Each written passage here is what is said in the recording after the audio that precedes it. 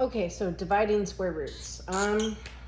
One of the things that is specific to square roots is that you're not allowed to leave a root on the bottom of a fraction. So what you do to get rid of it is you do something called rationalizing. Okay, so if you're looking at the first one where you've got the square root of 2/5, it can be written like this, or technically it's the same thing as the square root of 2 over the square root of 5. You can write it either way.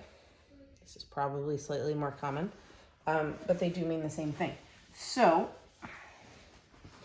in order to get rid of the square root, what you do is you multiply the top and the bottom by the square root of the bottom, which in this case is 5. So then what you're looking at is on the top, you'd multiply 2 and 5, so then you have the square root of 10. On the bottom at this point, because you have the square root of 5 and the square root of 5, that's like you have the square root of 25, which is 5, or you can think about it as now you have 2 5s, so it's just 5. So the next thing you do is you attempt to break 10 down the way that you do when you're simplifying square roots. 10 doesn't break down, so then this would be your simplified answer.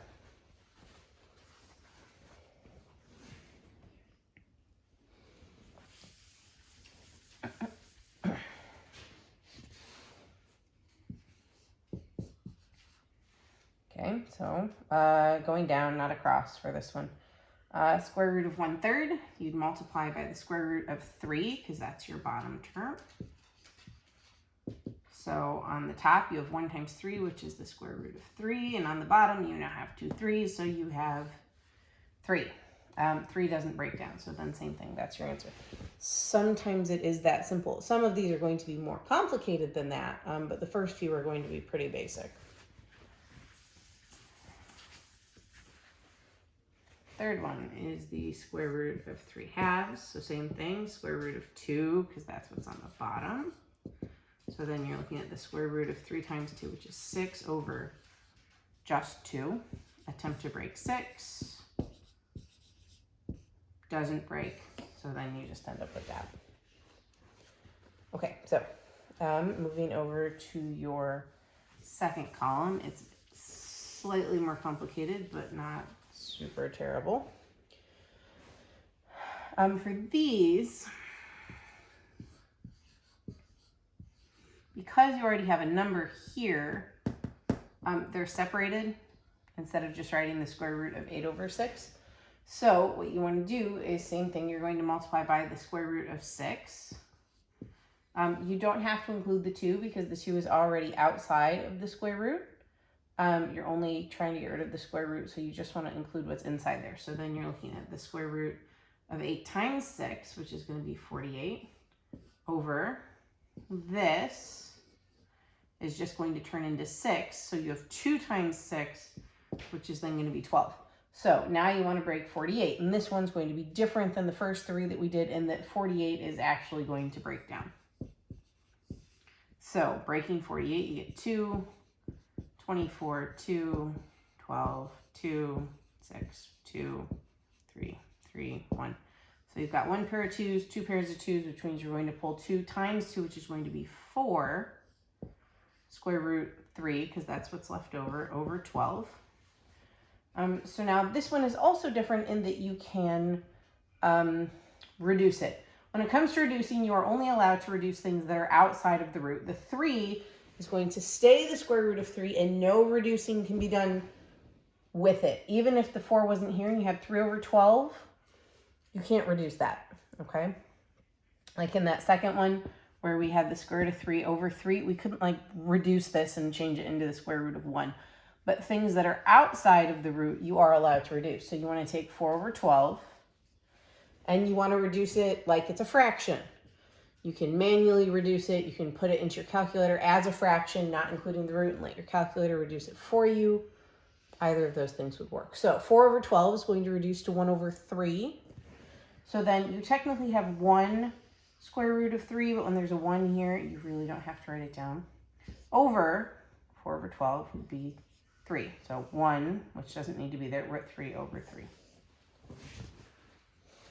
2 more.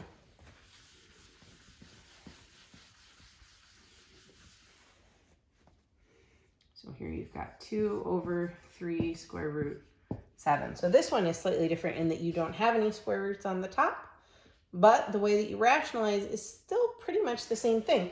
So you're multiplying the top and the bottom by the square root of 7, which is your bottom square root portion. So then you end up with, this is outside, so it needs to stay outside. So 2 square root of 7 over. This is just going to change into 7 times 3, which is 21. And then you would try and reduce 2 over 21 because those are the outside things. 2 over 21 doesn't reduce. 7 is already prime, so it won't break down.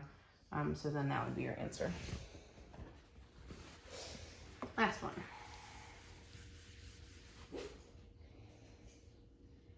So you've got 4 square root of 5 over square root of 15. So you want to multiply the top and the bottom by the square root of your bottom thing, which is 15. So then you're looking at 4 square root of 5 times 15, which is 75, over just 15. So before you try to reduce anything, even if you could reduce 4 over 15, the first thing you want to do is you want to break the 75 down. So let's see, you do 5, you get 15, 5, 3, 3, 1. So you're going to pull a 5, but you need to remember that there's already a 4 out there. So you would multiply the 4 and the 5 that you're taking out. So then you're looking at 20 square root 3 over 15. And then you need to reduce 20 over 15 because those are your outside numbers. So 20 over 15 is going to reduce to be 4 over 3. So then you're looking at 4 root 3 over 3. And that is dividing square roots. Dividing square roots is a handy skill because it comes up a lot in solving, because when you are solving, sometimes you end up with fractions and you need to know what to do with them. But that is it for dividing.